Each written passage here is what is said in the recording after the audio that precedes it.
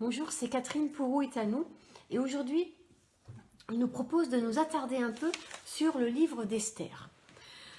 Parce que ce livre, il est vraiment très beau.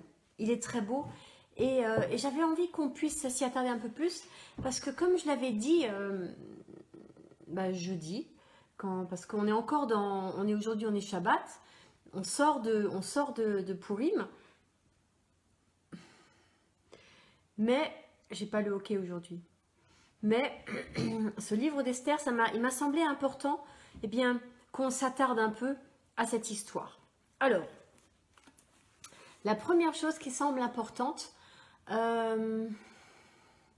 comment dire, on insiste beaucoup parce que c'est très important, c'est les fameux 6 mois de bain de myrrhe et 6 mois de bain de parfum.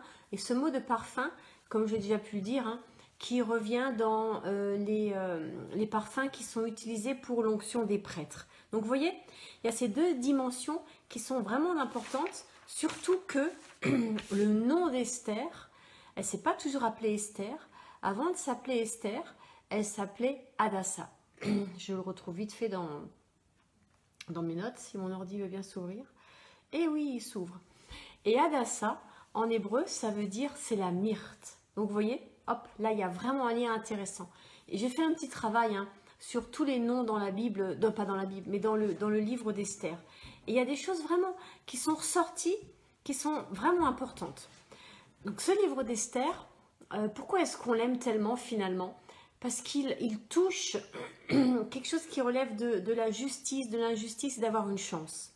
Voilà, on a cette femme, cette jeune fille plutôt, Esther, qui est orpheline, qui a été recueillie par son oncle Mardoché et qui se trouve propulsée au final aux plus hautes fonctions de l'État perse par une sorte de concours de circonstances, de hasard. Elle est belle, elle plaît, elle est gentille, elle a toutes les qualités. On croirait, enfin franchement, quand on prend du recul, et c'est important de prendre du recul, je vous avais dit qu'aujourd'hui était un enseignement difficile, quand on prend du recul, c'est presque un Cendrillon. Un conte à Cendrillon, vous savez, d'une pauvre qui tout d'un coup devient reine, tous ces contes un peu hollywoodiens. En fait, Hollywood, c'est l'origine, c'est dans la Bible, non, c'est une blague. Mais quand même, on a quelque chose de ça qui nous plaît beaucoup. Qu'est-ce qui plaît d'autre beaucoup dans ce livre d'Esther? C'est très étrange, la place des eunuques. La place des eunuques est absolument incroyable parce que finalement, ils interviennent quasiment tout le temps. Ils interviennent dès le début du chapitre 1. Le premier eunuque d'Esther est Chasgas, ça veut dire le serviteur de ce qui est beau. Le deuxième eunuque, celui qui va introduire Esther auprès du roi et qui va la conseiller dans ce qu'elle doit demander au roi, ça va être Égé, eunuque. Mais ça vient du verbe méditer, dire, penser. Donc c'est le dernier eunuque qu'Esther rencontre avant d'être introduite auprès du roi. Et lui, voilà, c'est quelqu'un qui est dans cette... Voilà, c'est quelqu'un de sage finalement. Donc vous voyez, la place des eunuques est particulière. Puis dans le premier chapitre, tout de suite, on nous dit qu'il y a 7 eunuques qui sont au service du roi, qui sont proches du roi. Et voilà les noms, enfin la signification de ces noms. On a le premier, ça veut dire fidèle, butin. Le troisième veut dire conducteur d'âne. Et là, il faut entendre quelque chose d'intéressant. On garde ça à l'esprit, d'accord? Conducteur d'âne, mais aussi guerrier. Le quatrième, c'est dans le pressoir. Donc là, on revient à la myrte. Heureux, prospère, pour le cinquième. Le sixième, c'est étoile. Là, on vient au nom d'Esther. Parce que Hadas veut peut-être dire myrte, mais Esther veut dire étoile. Et carcasse, qui veut dire sévère. Donc vous voyez, dans l'ensemble des noms, on a un ensemble de qualités. Et puis, quand la reine Vashti va ne pas répondre à l'invitation du roi, eh bien on a 7 princes qui rentrent en scène, qui connaissent les droits et les lois. Et le premier, ça veut dire illustre. Le deuxième, une étoile. Le troisième, témoignage. Le quatrième, c'est le jaspe, la jaspe jaune, quelque chose de raffiné. Le cinquième, ça veut dire élevé, voire hautain. Le sixième, digne. Et le dernier, solennel, plein de dignité. Vous voyez là aussi, ça résonne. Et c'est très intéressant que ce livre d'Esther mette en parallèle 7 eunuques et 7 princes. Et que finalement, que ce soit du côté des eunuques, que dans le vocabulaire, on trouve des mots plus, je ne veux pas dire valorisants, mais qui sont plus nobles presque. Parce que on a fidèle, butin, conducteur d'âne, c'est important, hein, dans le pressoir, heureux, prospère, étoile. Heureux et prospère, ça va ensemble. Hein, étoile et sévère. Donc là, on a quelque chose d'une dignité, d'une noblesse, voilà. Et pour les princes, on a illustre, bon voilà, mais ça veut aussi dire mince et noir. Étonnamment, ça n'a pas de rapport, hein, mais ça peut, le suivant, c'est une étoile, comme Esther. Témoignage. Étoile, on a aussi du côté des eunuques. Vous voyez cette espèce de parallèle entre Esther étoile, eunuque étoile, prince étoile. Là, on a 3 étoiles. Qu'est-ce que... Ah, vous allez voir où je vais en venir. Puis on a butin, jaspe jaune, raffiné, élevé au teint, digne, plein dignité, solennel. Les 3 derniers vraiment se situent du côté de la...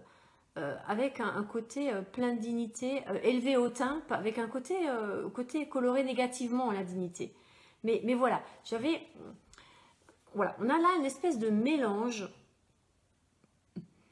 comme si le texte d'Esther était porteur de cette espérance folle, où au fond, la parole d'un eunuque est à l'égal de la parole d'un prince. Et ça, c'est pas possible. Ça arrive nulle part dans l'histoire, sauf dans l'évangile, dans la parabole des talents.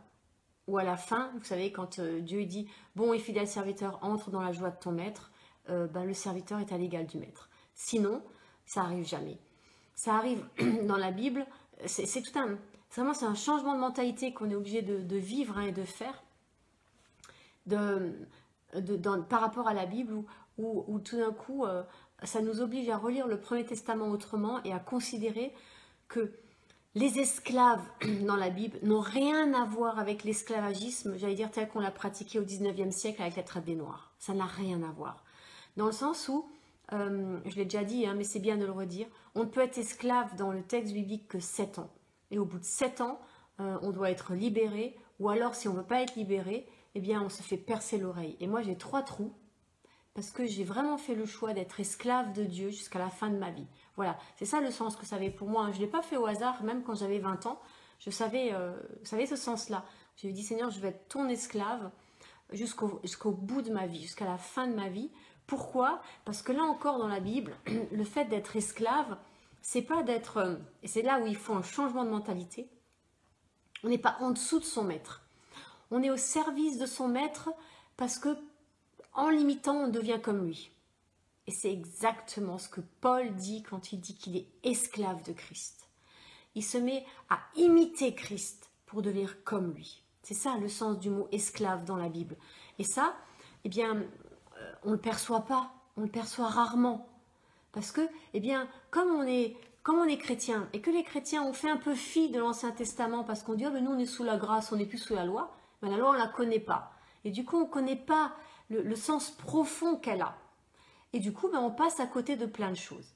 Et le livre d'Esther fait partie de ces livres qu'on trouve jolis, mais sans savoir pourquoi. Et je crois que c'est important qu'en tant que chrétien, si on veut aller évangéliser, on sache de quoi on parle. Ou alors on continue à dire « Ah mais Jésus t'aime et Jésus va te guérir ». Et on reste à une espèce de quelque chose de surface, qui ne va pas en profondeur, qui donne des chrétiens qui au bout de quelques années sont déçus et s'en vont. Parce qu'on n'a pas été dans les profondeurs, parce que notre foi à nous n'est pas éprouvée dans les profondeurs. Et c'est ce que dans 8 à nous, on a choisi de faire. On a dit, Seigneur, mais notre foi, elle est superficielle. Viens l'éprouver et viens lui donner de la profondeur. Donc, dire être esclave de Christ, ça veut dire complètement autre chose que de dire je suis une crotte de boudin devant le Seigneur. C'est pas du tout ça que ça veut dire. Dire je suis esclave de Christ, quand Paul utilise cette expression, elle est connectée au Premier Testament. Et Paul sait très bien qu'au bout de 7 ans, on est libéré et qu'on peut reprendre sa liberté et reprendre sa vie. Mais qu'à partir du moment où il fait le choix de se percer l'oreille, Paul ne l'a pas fait, hein, je vous rassure, mais il a fait un nazir, il s'est rasé les cheveux. Nous aussi, on l'a fait. Mais lui, c'était un nazir qui a duré un temps. Nous aussi, il va durer un temps. Samuel, ça a duré toute sa vie. Samson, ça a duré toute sa vie. Vous voyez? Et Anne, la prophétesse qui rencontre Jésus Yeshua quand il est présenté au temple à 8 jours, toute sa vie. Donc voilà. Donc être, dire, proclamer, je suis esclave de Christ, ça veut dire je suis son élève presque. Et c'est là où notre conviction, l'autre conviction de Huitano, c'est que l'Église est d'abord une école, un lieu de formation où on forme des gens. Jésus a formé les disciples 3 ans. 3 ans de formation et après il faut partir. Allez, faites de toute nation des disciples et revenir. Il faut qu'il y ait un va-et-vient comme dans une bergerie. Et la bergerie, le lieu par excellence où on va dehors et où on rentre dedans. C'est un euphémisme, on est d'accord. On va toujours dehors et on rentre toujours dedans. Mais c'est bien de... Donc il y a cet aller-retour. Vous savez, Zacharie par exemple, il est de la femme, de la lignée, c'est un Lévi. Et à un moment, il doit faire son service au temple. Donc il va un temps à Jérusalem faire son service au temple et il revient. Vous voyez, c'est temps. C'est ce temps qui... Et là, dans le livre d'Esther, eh bien, on est aussi dans quelque chose qui relève du temps. Esther, 6 mois dans la repentance, finalement, 6 mois dans la consécration, pour oser cette parole au roi. Pour oser cette parole au roi. Et c'est là où le livre d'Esther a une dimension incroyable d'actualité d'aujourd'hui, d'aujourd'hui 2021, de dire, mais Seigneur, on a besoin que tu viennes nous purifier, on a besoin que tu viennes nous consacrer. Et s'il y a peut-être une raison pour laquelle cette épidémie dure si longtemps, c'est parce que nous, son Église, on a besoin de ce temps-là. Et du coup, ça devient quelque chose de positif. Et Dieu n'est pas là à nous punir, il nous prépare. Et souvent, on a envie que la préparation soit courte, parce que c'est bon, on a compris. Mais avoir compris les choses, c'est autre chose que... Est-ce qu'elles sont descendues jusqu'au plus profond de nous-mêmes? C'est ça le vrai travail, c'est ça qui importe. Alors, si on veut donner du sens à ce qu'on vit en tant qu'Église, eh bien il est peut-être à chercher de ce côté-là, du côté de la préparation, du côté de la bonté et de la sagesse de Dieu pour nous. Pourquoi? Pour qu'on soit préparé à annoncer sa parole et qu'on n'ait pas l'air ridicule. Et c'est là où je vais vous apprendre des choses du livre d'Esther qui vont être difficiles. Mais souvent les non-chrétiens les savent mieux que les chrétiens et que les croyants, et au moins les juifs, parce qu'ils connaissent leurs paroles. Certains, pas tous non plus. Vous voyez, il faut tout nuancer tout le temps. Et d'aller dans les profondeurs, ça nous évite d'être ridicule et d'avoir un Jésus de pacotille qu'on présente. Mais de dire, bah oui, on sait que le livre d'Esther, ceci, cela. Je vous dirai après quoi, ceci, cela. Vous voyez, ça c'est important. Donc, dans quel royaume les eunuques vont être cités avant les princes? Non mais franchement, dans quel royaume un roi va faire un casting, parce que là on est dans le casting, pour choisir la nouvelle reine? Et quand on étudie un peu l'histoire, eh ben dans aucun royaume ça marche comme ça. À part dans les contes Disney, dans Walt Disney, Cendrillon, encore elle, avec ce chausson. C'est Cendrillon, oui c'est Cendrillon. Avec son chausson de verre là, sorti de là, dans la vraie vie, un roi va chercher la future nouvelle épouse dans les filles des princes et des princesses qui l'entourent. Mais il ne va pas faire un casting dans tous les royaumes, dans les 127 pays qu'il gère. C'est pas vrai. Vous voyez ce que je veux dire?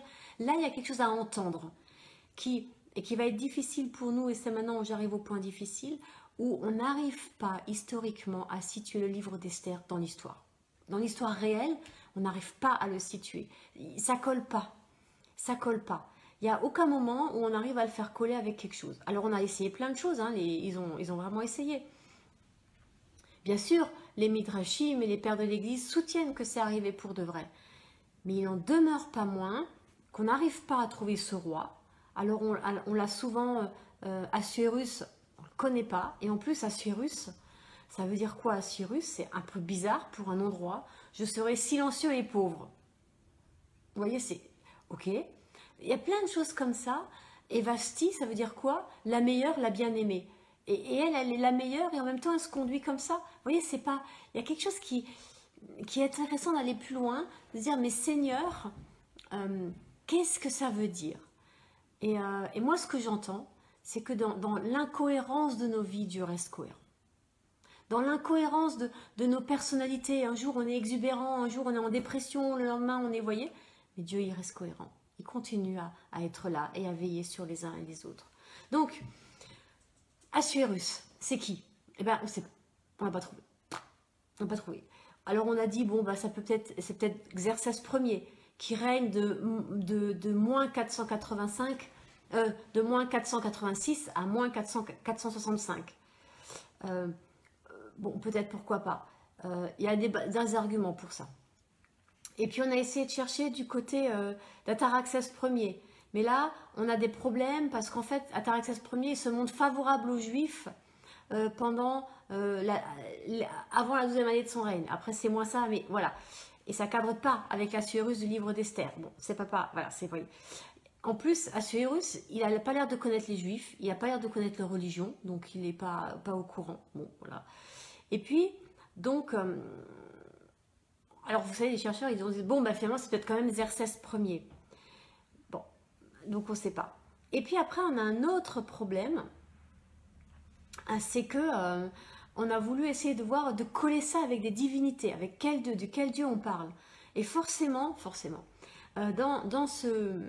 dans Babylone, le culte, on fait un culte à Mithra.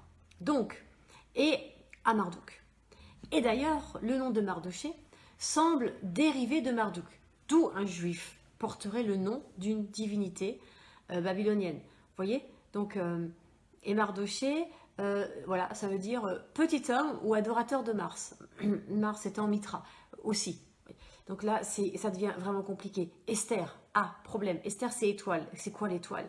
Et là, on se retrouve avec des noms qui correspondraient à des dieux. Et donc, il y en a qui vont dire, bon, eh bien, alors ça voudrait dire que on se trouve entre un combat entre divinités et que Esther et Mardoché, représenteraient Istar et Marduk, et que Vashti et Aman étaient les divinités des Élamites, à savoir Mashti et Uban. Donc vous voyez la complexité du truc. Et on ne sait pas. On ne sait pas. Par contre, on sait que le nom de Dieu n'est jamais cité dans ces passages, dans ce livre d'Esther.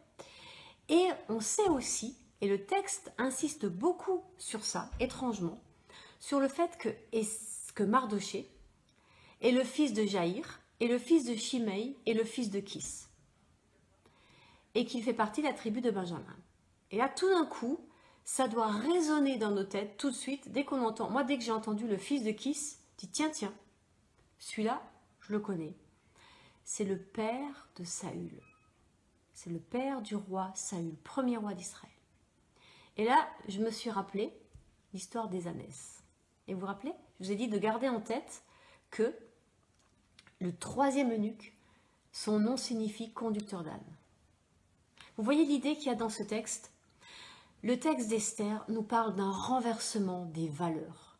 D'un renversement des valeurs. D'un monde où les pauvres auraient vraiment une chance. C'est ça le message. Tout du long.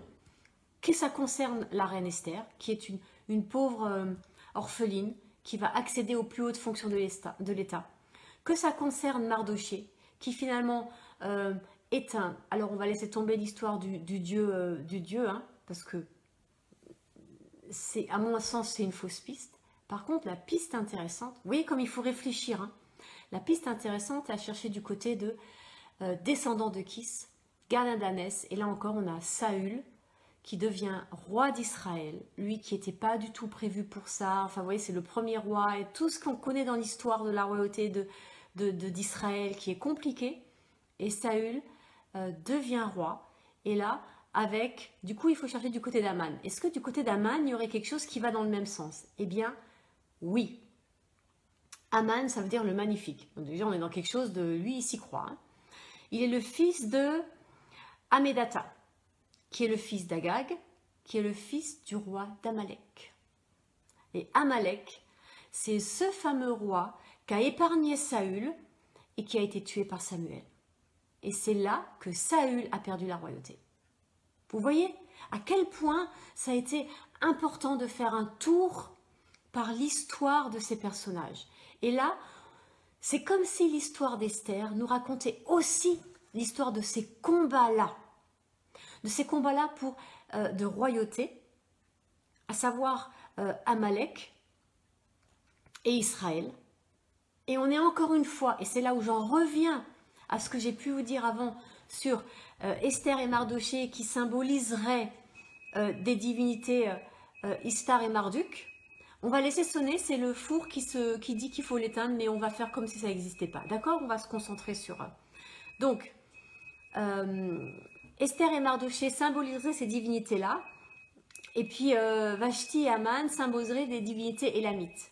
Mais là, on est encore une fois dans cette question qui traverse toute l'histoire du peuple d'Israël. Qui est Dieu? Qui est le vrai Dieu? Et est-ce que Dieu intervient dans l'histoire?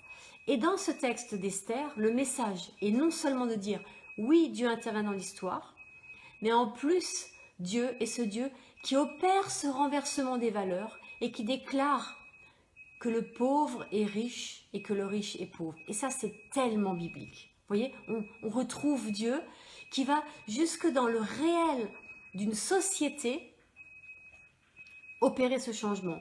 Parce que dans l'histoire d'Esther, on est quand même, Mardochée va quand même dénoncer un complot. Alors tenez-vous, qui complote?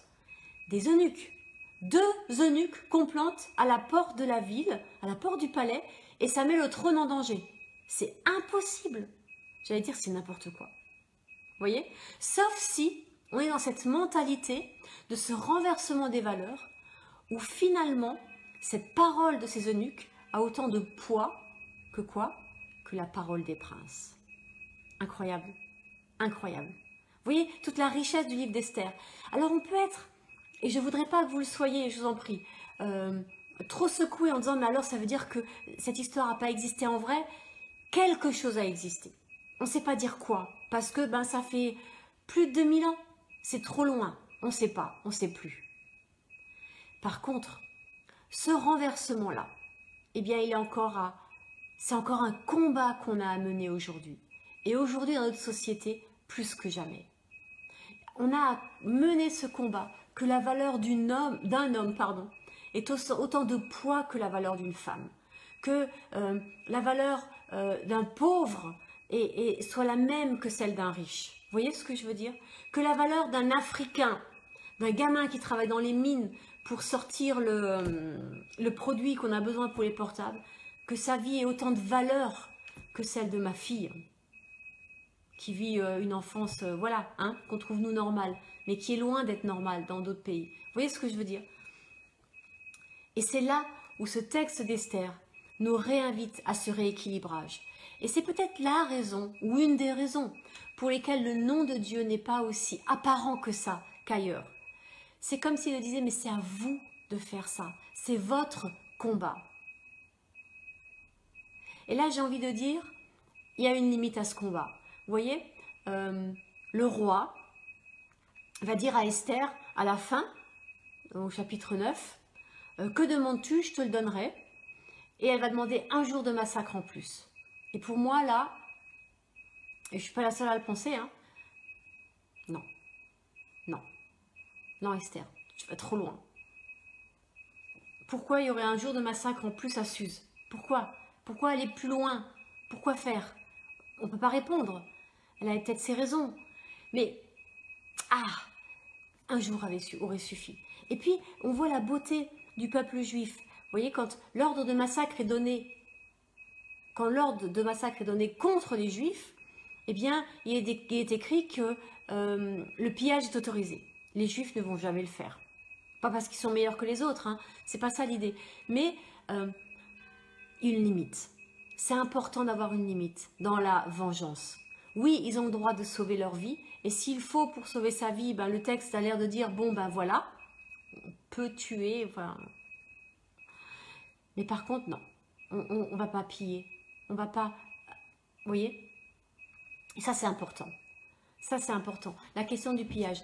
Le roi David va intervenir sur le pillage. Lui aussi, il va l'équilibrer. Parce que normalement, dans le pillage, dans la prise de butin, eh bien, la règle, c'était que ceux qui vont sur le front au combat, C'est eux qui ramassent la mise, quoi. Hein. Mais une fois dans l'histoire de David, il y a des soldats qui restent près des bagages parce qu'ils sont trop fatigués. Et David va dire non, on partage entre tout le monde. Vous voyez? Donc là, il y a un premier rééquilibrage. Et le livre d'Esther apporte un deuxième rééquilibrage qui est non, on ne prend pas le butin. Donc vous voyez l'évolution des choses. Donc je pensais que c'était important d'oser dire ça, qu'un jour ça suffit. Parce que peut-être que ce jour-là, c'était le jour que l'Éternel avait donné, et que le jour de plus, comment le dire? Eh bien, c'est parfois ce qu'on rajoute, simplement. C'est ce que dans notre humanité, dans notre enthousiasme, dans un espèce d'élan, on rajoute, et qui bien souvent est de trop. C'est là où, toc, vous voyez, on a dérapé, c'est plus du Seigneur. C'est un peu comme Saül. Il avait un ordre, attends, j'arrive. Et non, il n'a pas pu, les soldats partaient, il a eu peur. C'est comme Sarah. Tu auras un enfant. Ouais, mais on va donner un coup de pouce. Je te donne Agar. Non, attends. Et ça, c'est difficile d'attendre ce temps du Seigneur, de rester, ok, j'attends, je bouge pas, je fais rien. Seigneur, je te laisse faire. Vous voyez, ça demande de la confiance, ça demande de la consécration, de l'obéissance, plus que de la consécration. Je pense que la consécration, ça vient après l'obéissance. À force d'obéir, on apprend à obéir et on est consacré. Et c'est là où on revient au début du livre d'Esther, avec cette question des 6 mois dans l'huile de myrrhe. Et le texte va bien dire quoi? À frotter. On frotte. 6 mois dans les parfums. Et le même mot apparaît pour les prêtres. Donc ça veut dire que ma vie doit sentir bon la présence du Seigneur. Mais avant ça, il y a ce temps de purification. Et ça, j'ai trouvé ça tellement beau dans le livre d'Esther. Donc voilà ce que je voulais vous partager, qui était un peu différent. Il y a quelque chose d'utopique dans ce livre. Il y a quelque chose de tellement utopique qu'on n'arrive pas à trouver sa place dans l'histoire réelle des hommes. Et pourtant, ce livre, il a complètement sa place, par justement ce renversement des valeurs, où chacun a la même chance. Où chacun a la même chance, parce que chacun est aimé de la même manière par le Seigneur. Et c'est ça toute la beauté du livre d'Esther, et c'est en cela que nous sommes rois et reines. J'allais dire, entre guillemets, à l'image d'Esther, parce que Assuérus, lui représenterait Jésus. Aussi bien, vous voyez comme quoi on peut tourner les choses de plein de manières différentes. Et c'est ça que la Bible nous demande, quelque part, de faire. Parce que là, on va être des témoins crédibles, en disant, mais regarde par là la beauté de cette image. Et tu vois la beauté de celle-là. Et du coup, on sort de ces considérations. Est-ce que c'est vrai? Oui, c'est vrai, mais d'une autre vérité. Et c'est vrai de la vérité de Yeshua, qui est celui qui dit « Je suis le chemin, la vérité et la vie ». Vous voyez l'idée? Alors, on peut continuer à approcher le texte biblique, au fond, avec un esprit cartésien et logique et rationnel. Et on va se heurter à tout ce que la Bible a comme poésie, comme fantaisie parfois, et parfois d'utopique, de dire mais imaginez une femme du peuple devenir reine et oser se présenter devant le roi. C'est de vous dont il est question, c'est de moi dont il est question. Moi, personne, je suis personne. Et j'ose me présenter devant le roi des rois, Dieu l'Éternel, revêtu par le sang de Yeshua, de Jésus à la croix, sentant le parfum de la présence du Saint-Esprit dans ma vie, et c'est comme ça que je me présente devant le roi des rois. Et le jeûne, tout d'un coup, a une autre valeur, vous voyez, c'est dire, Seigneur, fais grâce, Seigneur, aie pitié. Et vous savez quoi dans le livre d'Esther? Juste dernière petite perle. Quand les Juifs apprennent l'édit qui est promulgué contre eux et qu'ils vont être exterminés de la surface de la terre, parce que c'est ça l'idée à cette époque-là, eh bien, ils prient, ils jeûnent et ils se couvrent de cendres. Et vous voyez comme, hop, ça renvoie au mercredi des cendres. Et on a, encore une fois, dans le livre d'Esther, quelque chose qui est connecté avec Pessah, avec la Pâque juive et avec notre Pâque chrétienne, avec ces deux Pâques.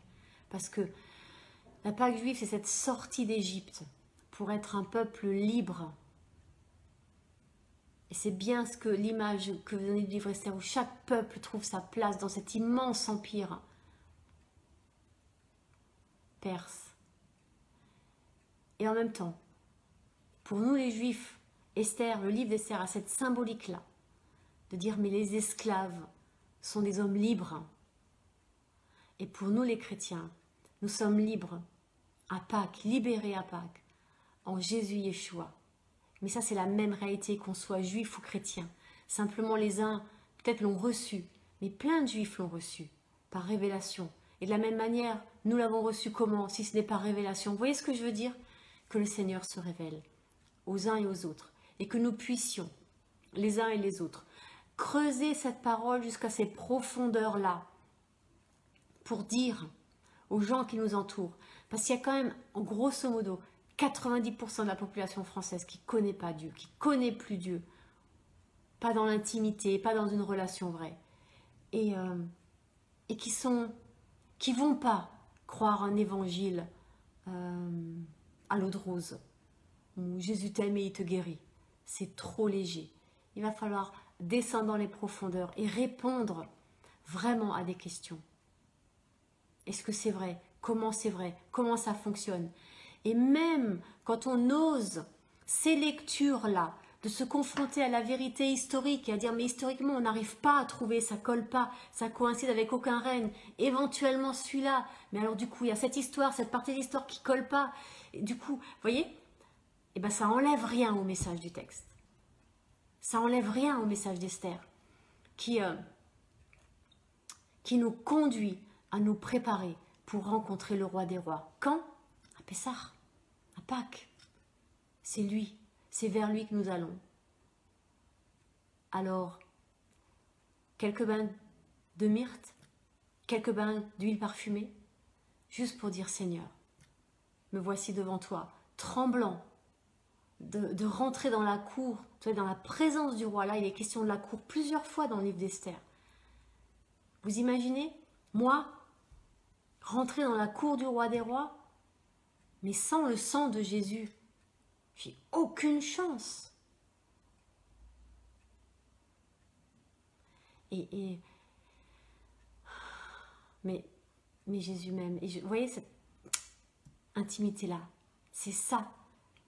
C'est elle qui me permet de me présenter devant le roi des rois et de croire que oui, il va tendre son sceptre, il va me tendre la main pour m'accueillir dans sa présence. Et c'est ce qu'il fait pour chacun et chacune de nous. Et nous en sommes convaincus par la foi. C'est la foi. On sait qu'il le fera parce qu'on sait qu'il nous aime. Et c'est cette certitude qui me donne envie qu'il vienne frotter ma vie, qu'il vienne me débarrasser, me laver du péché, pour être belle devant lui, parce que je suis une princesse et je ne vais pas venir en haillons. Cendrillon, elle va pas au bal en haillons. Mais nous, on sait qu'à minuit, il n'y aura pas de retour en arrière, qu'il vient nous chercher pour régner avec lui pour l'éternité. Amen. Alors soyez des princes et des princesses et que le Seigneur agisse dans nos vies et renverse nos situations. Soyez bénis.